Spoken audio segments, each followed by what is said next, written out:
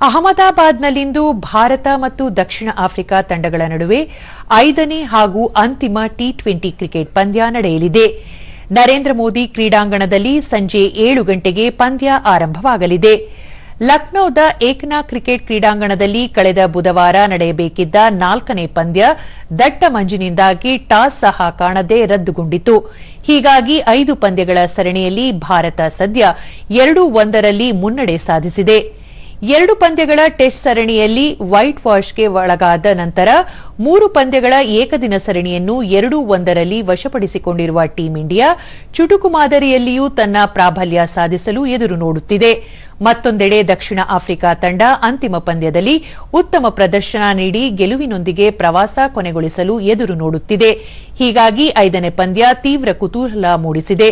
ಮುಂಬರುವ ಟಿ20 ವಿಶ್ವಕಪ್ಗೆ 2 ತಿಂಗಳು ಕಡಿಮೆ ಅವಧಿ ಇರುವ ಕಾರಣ ಹಾಲಿ ಚಾಂಪಿಯನ್ ಭಾರತ ತಂಡಕ್ಕೆ ತನ್ನ ಸಂಯೋಜನೆಯನ್ನು ಕಂಡುಕೊಳ್ಳುವುದು ಅಗತ್ಯವಾಗಿದೆ.